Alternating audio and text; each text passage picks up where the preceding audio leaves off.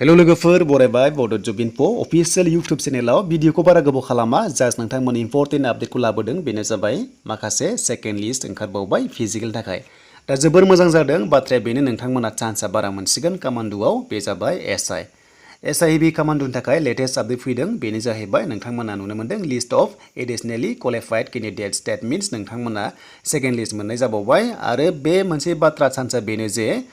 कामान्डु लेभेलाव खारनांगौआ 4.8 खारनांगौमोन हौवाफोरा अब्ला ओरैबायदि जादों जानांगौ जे जाय रानिं खालामदोंमोन बिथांमोना मैक्सिमाम फेल जाबाय बा क्वालिफाइड जायाखै आरो फेल जाखागोन मानोना रानिंआ हार्ड आरो लोगोसे एसआई लेभेलमोन जेराव रानिंआ बारा दंमोन आरो प्रेक्टिसखौ बारा मोननाय जायाखैमोन दा नांगौसेबां जखानि बिथांमोना कैंडिडेट क्वालिफाइड जायाखै जानांगौ जायनि जाउनावहाय गोदान लिस्ट होबावबाय दा बाथ्राया बेनो जायफ्रा बे सेकेन्ड लिस्टआव फैदों नोंथांमोना मोजां खारदो आरो जायफ्रा अलरेडि नोंथांमोना फिजिकेल पास जाना दंखायो नोंथांमोना मोजां चान्स साख्रिया जानायनि लामायाव थांगासिनो दङ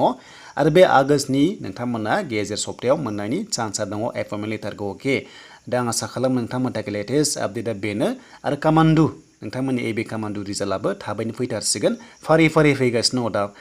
फारि फारि फैगासिनो दङ दायो नोंथांमोननि रिजाल्टआ फारि फारि फैगोन दा बेखायनो लिस्टखौ नायनोब्ला नोंथांमोना गेजेरनि list of additionally qualified कैंडिडेट्सआव click खालामनाय लोगो लोगो बेयाव माखासे पिडिएफ फाइलआ डाउनलड जायो जेरै बेबायदि नोंथांमोना नुनो मोन्दों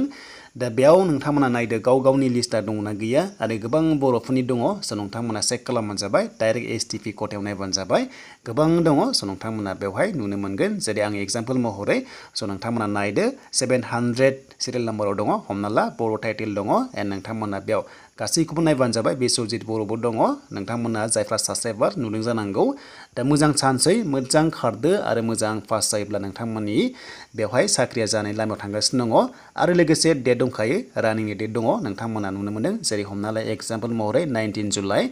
दा बेखौ जों नायोब्ला जोङो बेवहाय एडमिट कार्डबो मोनखाबाय स' नोंथांमोना एडमिट कार्डआव थुनाय लोगो लोगो बेयाव गाव गावनि आइडिखौ होनानै एडमिट डाउनलड खालामदो आरो बेनिफ्राय एडमिटआ माब्ला मोनगोन बे नटिसखौ बेयाव क्लिक खालामनाय लोगो लोगो जोंहा मोनसे नटिस जायो एबा फैयो जों बेखौ नायनोसै फैदो दानिया मानि थाखाय फैदों दा खोथाया बेनो कामान्डु लेभेलाव रानिंआ एसे गोरामोन बेखायनो स' खायसे खायसे केन्डिडेटआ नांगौसेबां क्वालिफाइड जायाखै बिनि थाखायनो लिंहरबावनाय जादों दा नोंथांमोननिया जागोन रेलिया कन्डाक्ट जागोन स्टार्टिंआ 18 जुलाइनिफ्राय अके स' नोंथांमोना